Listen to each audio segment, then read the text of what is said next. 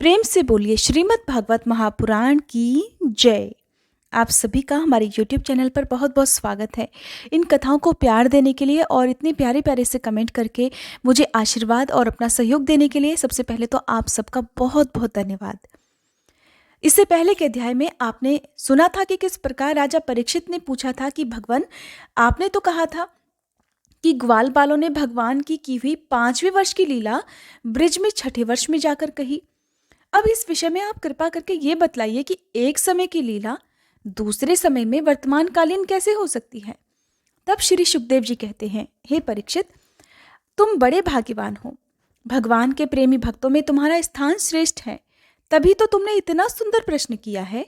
यूं तो तुम्हें बार बार भगवान की लीला कथाएं सुनने को मिलती हैं, फिर भी तुम उनके संबंध में प्रश्न करके उन्हें और भी सरस और नूतन बना देते हो।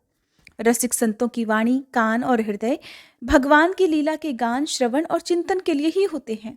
उनका ये स्वभाव ही होता है कि वे क्षण प्रतिक्षण भगवान की लीलाओं को अपूर्व रसमयी और नित्य नूतन अनुभव करते रहें। ठीक वैसे ही जैसे लंपट पुरुषों को स्त्रियों की चर्चा में नया नया रस जान पड़ता है।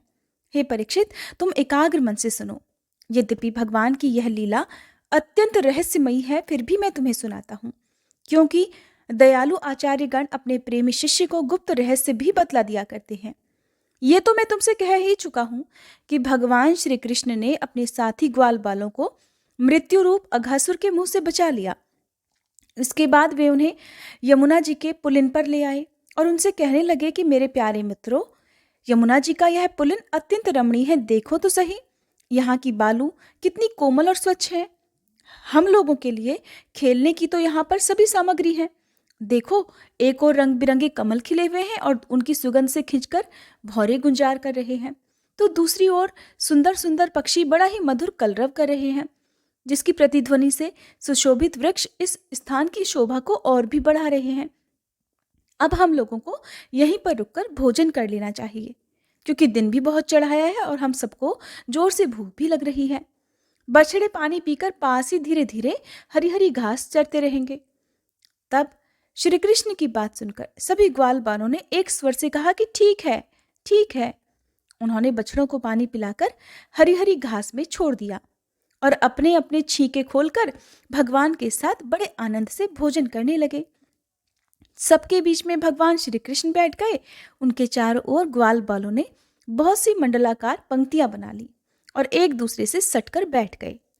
सबके मुंह श्री कृष्ण की ओर थे और सबकी आंखें आनंद से खिल रही थीं। वन भोजन के समय श्री कृष्ण के साथ बैठे हुए ग्वाल बाल ऐसे शोभायमान हो रहे थे मानो कमल की कर्णिका के चारों ओर उसकी छोटी बड़ी पंखुड़ियां सुशोभित हो रही हों। कोई पुष्प तो कोई पत्ते, कोई कोई पल्लव, अंकुर, फल, छीके, छाल और पत्थरों के पात्र बनाकर ही भोजन करने लगे। भगवान श्री कृष्ण और ग्वाल बाल सभी परस्पर अपनी अपनी भिन्न भिन्न रुचि का प्रदर्शन करते।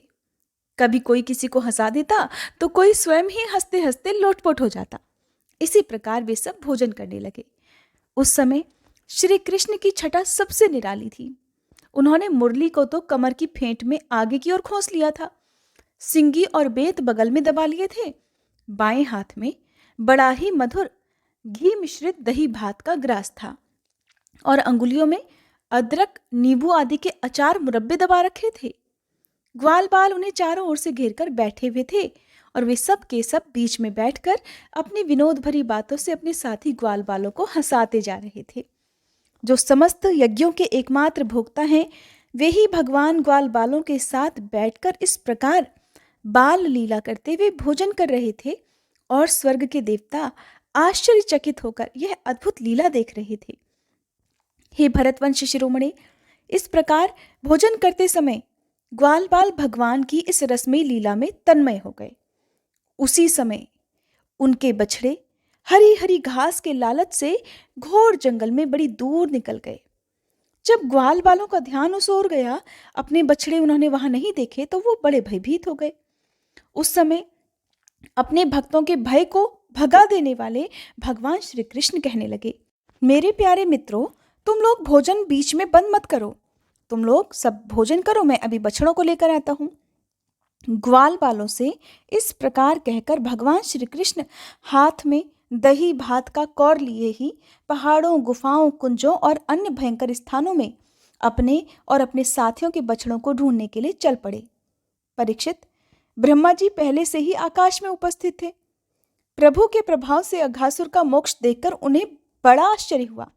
उन्होंने सोचा कि लीला से मनुष्य बालक बने हुए भगवान श्री कृष्ण की कोई और मनोहर महिमामयी लीला देखनी चाहिए।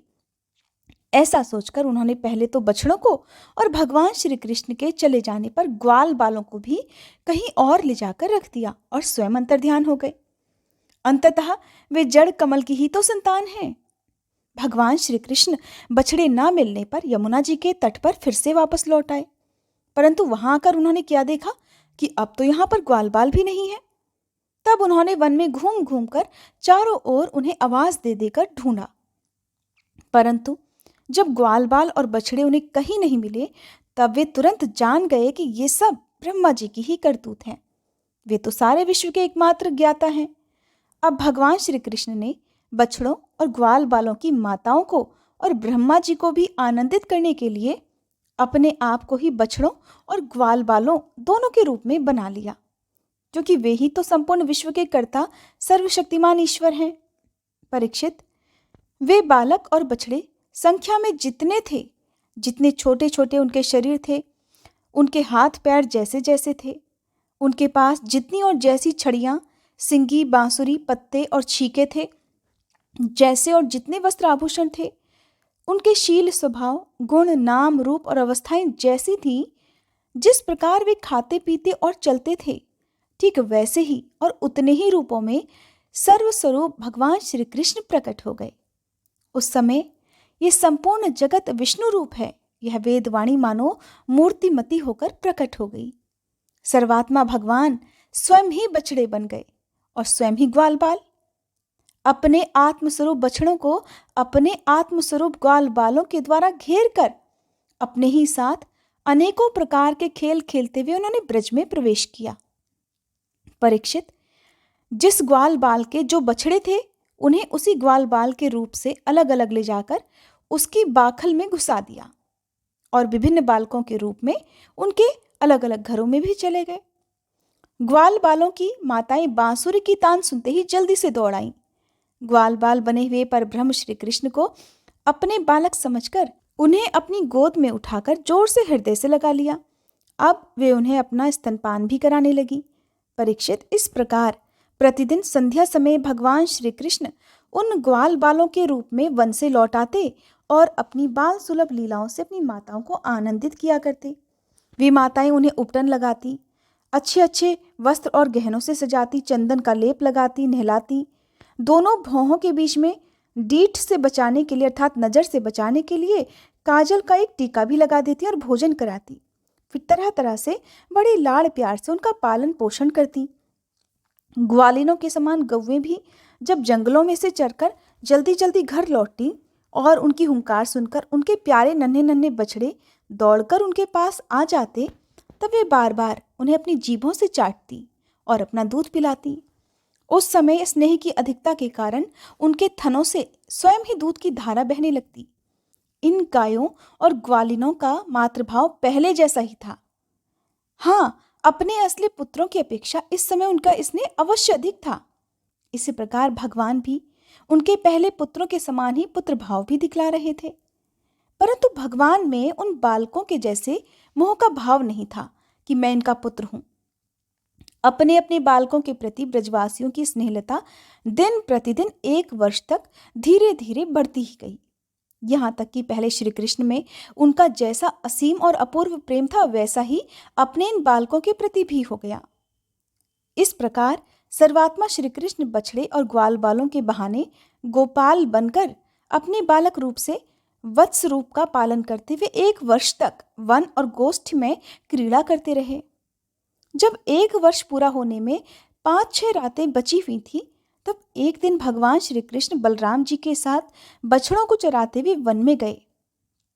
उस समय गौवें गोवर्धन की चोटी पर घास चर रही थी। वहां से उन्होंने ब्रज के पास ही घास चरते हुए बहुत दूर अपने बछड़ों को देखा। बछड़ों को देखते ही गौओं का वात्सल्य स्नेह उमड़ आया। वे अपने आप की सुध-बुध खो बैठी और ग्वालों के रोकने की कुछ भी परवाह न करके जिस मार्ग से वे नहीं जा सकते थे उसी मार्ग से हुंकार करती बड़ी तेजी से दौड़ पड़ी। उस समय उनके थनों से दूध बहता जाता था और उनकी गर्दनें सिकुड़कर डील से मिल गई थी। वे पूंछ और सिर उठाकर इतनी तेजी से दौड़ रही थी कि मालूम होता था कि मानो उनके 4 नहीं बल्कि 2 ही पैर हों। जिन गौओं के और भी बछड़े हो चुके थे वे भी गोवर्धन के नीचे अपने पहले बछड़ों के पास दौड़ पड़ी और उन्हें स्नेहवश अपने आप बहता हुआ दूध पिलाने लगी। उस समय वे अपने बच्चों का एक एक अंग ऐसे चाव से चाट रही थी मानो उन्हें अपने पेट में ही वापस रख लेंगी। गोपों ने उन्हें रोकने का बहुत प्रयास किया, परंतु उनका सारा प्रयास व्यर्थ रहा। उन्हें अपनी विफलता पर कुछ लज्जा और गायों पर बड़ा क्रोध आया। जब वे बहुत कष्ट उठाकर उस कठिन रास्ते से उस स्थान पर पहुंचे, तब उन्होंने बछड़ों के साथ अपने बालकों को भी देखा। अपने बच्चों को देखते ही उनका हृदय प्रेम रस से सराबोर हो गया। बालकों के प्रति अनुराग की बाढ़ आ गई और उनका क्रोध न जाने कहाँ हवा हो गया। उन्होंने अपने अपने बालकों को गोद में उठाकर हृदय से लगा लिया। उनका मस्तक सूंघकर अत्यंत आनंदित हो गए। बूढ़े गोपों को अपने बालकों के आलिंगन से बड़ा प्रेम प्राप्त हुआ। वे निहाल हो गए, फिर बड़े कष्ट से उन्हें छोड़कर धीरे धीरे वहां से चले गए। जाने के बाद भी बालकों के और उनके आलिंगन के स्मरण से उनके नेत्रों से प्रेम के आंसू बहते रहे। बलराम जी ने देखा कि ब्रजवासी गोप गौएं और ग्वालिनों की उन संतानों पर भी जिन्होंने अपनी माँ का दूध पीना छोड़ दिया है, क्षण प्रतिक्षण प्रेम संपत्ति और उसके अनुरूप उत्कंठा बढ़ती ही जा रही है। तब वे विचार में पड़ गए, क्योंकि उन्हें तो इसका कारण पता ही नहीं था। ये कैसी विचित्र बात है। सर्वात्मा श्री कृष्ण में ब्रजवासियों का और मेरा जैसा अपूर्व स्नेह है, वैसा ही इन बालकों और बछड़ों पर भी बढ़ता जा रहा है। ये कौन सी माया है, कहाँ से आई है? ये किसी देवता की है, मनुष्य की है, या फिर असुरों की? परंतु क्या ऐसा भी संभव है? नहीं नहीं, ये तो मेरे प्रभु की ही माया है, और किसी की माया में ऐसी सामर्थ हो ही नहीं सकती कि जो मुझे भी मोहित कर ले। बलराम जी ऐसा विचार करके ज्ञान दृष्टि से देखने लगे तो उन्हें ऐसा मालूम हुआ कि इन सब बछड़ों और ग्वाल बालों के रूप में केवल श्री कृष्ण ही श्री कृष्ण हैं। तब उन्होंने श्री कृष्ण से कहा, भगवान, ये ग्वाल बाल और बछड़े न देवता हैं और न तो कोई ऋषि ही। इन अलग अलग रूपों का सहारा लेने पर भी आप अकेले ही इन रूपों में प्रकाशित हो रहे हैं। कृपया स्पष्ट करके थोड़े ही शब्दों में ये बतला दीजिए कि आप इस प्रकार बछड़े, बालक, सिंगी, रस्सी आदि के रूप में अलग अलग क्यों प्रकाशित हो रहे हैं। तब भगवान ने ब्रह्मा जी की सारी करतूत कह सुनाई और बलराम जी ने सारी बातें जान ली। परीक्षित, तब तक ब्रह्मा जी ब्रह्मलोक से ब्रज में वापस लौट आए। उनके कालमान से अब तक केवल एक त्रुटि, अर्थात जितनी देर में एक तीखी सुई से कमल की पंखुड़ी छेदी जाती है उतना ही समय बीता था। उन्होंने देखा कि भगवान श्री कृष्ण ग्वाल बाल और बछड़ों के साथ 1 साल से पहले की ही तरह क्रीड़ा कर रहे हैं। तब वे सोचने लगे कि गोकुल में जितने भी ग्वाल बाल और बछड़े थे वे तो मेरी मायामयी शैया पर सो रहे हैं। उनको तो मैंने अपनी माया से अचेत कर दिया था और वे तब से अब तक सचेत नहीं हुए। तब मेरी माया से मोहित ग्वाल बाल और बछड़ों के अलावा ये उतने ही दूसरे ग्वाल बाल और बछड़े कहाँ से आ गए जो 1 साल से भगवान के साथ खेल रहे हैं। ब्रह्मा जी ने दोनों स्थानों पर दोनों को देखा और बहुत देर तक ध्यान करके अपनी ज्ञान दृष्टि से उसका रहस्य खोलना चाहा, परंतु उन दोनों में कौन से पहले के ग्वाल बाल हैं और कौन से बाद में पीछे बना दिए गए हैं, इनमें से कौन सच्चे हैं और कौन बनावटी, इस बात में वे किसी प्रकार का कोई फर्क नहीं समझ पाए। भगवान श्री कृष्ण की माया में तो सभी मुग्ध हो रहे हैं, परंतु कोई भी माया मोह भगवान का स्पर्श नहीं कर सकता। ब्रह्मा जी भगवान श्री कृष्ण को अपनी माया से मोहित करने चले थे, किंतु उन्हें मोहित करना तो दूर, वे अजन्मा होने पर भी अपनी माया से अपने आप ही मोहित हो गए। जिस प्रकार रात के घोर अंधकार में कोहरे के अंधकार का और दिन के प्रकाश में जुगनू के प्रकाश का पता नहीं चलता, वैसे ही जब क्षुद्र पुरुष महापुरुषों पर अपनी माया का प्रयोग करते हैं तब वह उनका तो कुछ नहीं बिगाड़ सकती, बल्कि अपना ही प्रभाव खो बैठती है। अब ब्रह्मा जी विचार कर ही रहे थे कि उनके देखते ही देखते उसी क्षण सभी ग्वाल बाल और बछड़े श्री कृष्ण के रूप में दिखाई पड़ने लगे। सबके सब सजल जलधर के समान श्यामवर्ण पीतांबरधारी, शंख चक्र गदा और पद्म से युक्त चतुर्भुज, सबके सिर पर मुकुट, कानों में कुंडल, कंठों में मनोहर हार और वनमालाएं शोभायमान हो रही थीं। उनके वक्ष स्थल पर स्वर्ण की सुनहली रेखा, श्रीवत्स, बाहुओं में बाजूबंद, कलाइयों में शंखाकार रत्नों से जड़े कंगन, चरणों में नुपुर और कड़े, कमर में करधनी और अंगुलियों में अंगूठियां जगमगा रही थीं।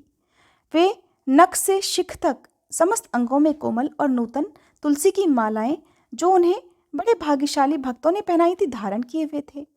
ब्रह्मा जी ने यह भी देखा कि उन्हीं के जैसे दूसरे ब्रह्मा से लेकर तिनके तक सभी चराचर जीव मूर्तिमान होकर नाचते गाते अनेक प्रकार की पूजा सामग्री से अलग अलग भगवान के उन सभी रूपों की उपासना कर रहे हैं। उन्हें अलग अलग अणिमा, महिमा आदि सिद्धियां, माया, विद्या आदि विभूतियां और महतत्व आदि 24 तत्व चारों ओर से घेरे हुए हैं। प्रकृति में क्षोभ उत्पन्न करने वाला काल, उसके परिणाम का कारण, स्वभाव, वासनाओं को जगाने वाला संस्कार, ये सभी मूर्तिमान होकर भगवान के प्रत्येक रूप की उपासना कर रहे हैं। ये अत्यंत आश्चर्यमय दृश्य देखकर ब्रह्मा जी तो चकित रह गए।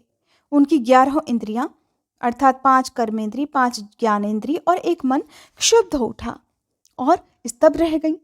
वे भगवान के तेज से निस्तेज होकर मौन हो गए। उस समय वे ऐसे स्तब्ध होकर खड़े रह गए मानो ब्रज के अधिष्ठात्र देवता के पास एक पुतली खड़ी हो। परीक्षित, भगवान का स्वरूप तर्क से परे है।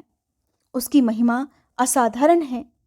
वह स्वयं प्रकाश, आनंद स्वरूप और माया से अतीत है। वेदांत भी साक्षात रूप से उसका वर्णन करने में असमर्थ हैं।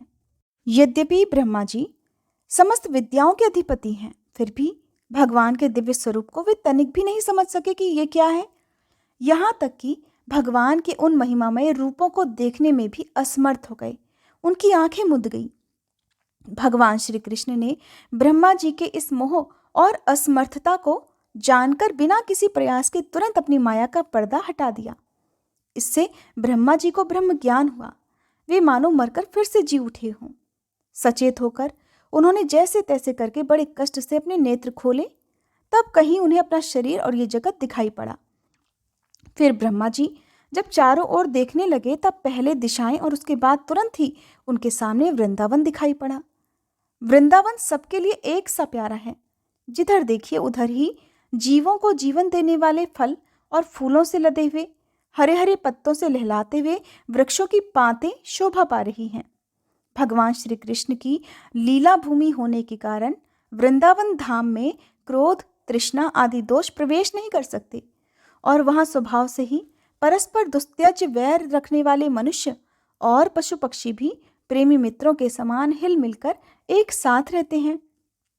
ब्रह्मा जी ने वृंदावन का दर्शन करने के बाद देखा कि अद्वितीय पर ब्रह्म गोपवंश के बालक का सा नाट्य कर रहा है। एक होने पर भी उसके सखा है, अनंत होने पर भी वो इधर उधर घूम रहा है और उसका ज्ञान अगाध होने पर भी अपने ग्वाल बाल और बछड़ों को ढूंढ रहा है। ब्रह्मा जी ने देखा कि जैसे भगवान श्री कृष्ण पहले अपने हाथ में दही भात का कौर लिए उन्हें ढूंढ रहे थे, वैसे ही अब भी अकेले ही उनकी खोज में लगे हैं। भगवान को देखते ही ब्रह्मा जी अपने वाहन हंस पर से कूद पड़े और सोने के समान चमकते हुए अपने शरीर से पृथ्वी पर दंड की तरह गिर पड़े। उन्होंने अपने चारों मुकुटों के अग्रभाग से भगवान के चरण कमलों का स्पर्श करके उन्हें नमस्कार किया और आनंद के आंसुओं की धारा से उन्हें नहला दिया। वे भगवान श्री कृष्ण की पहले देखी हुई महिमा का बार बार स्मरण करते, उनके चरणों पर गिरते और उठ उठकर फिर गिर पड़ते। इसी प्रकार बहुत देर तक वे भगवान के चरणों में ही पड़े रहे। फिर धीरे धीरे उठे और अपने नेत्रों के आंसू पोंछे। प्रेम और मूर्ति के एकमात्र उद्गम भगवान को देखकर उनका सिर झुक गया। वे कांपने लगे। अंजलि बांधकर बड़ी नम्रता और एकाग्रता के साथ गदगद वाणी से वे भगवान की स्तुति करने लगे। हरे कृष्णा। आज का अध्याय समाप्त हुआ। इसके आगे की कथा आप अगले अध्याय में सुनेंगे। उम्मीद करती हूँ ये वीडियो आपको पसंद आई होगी।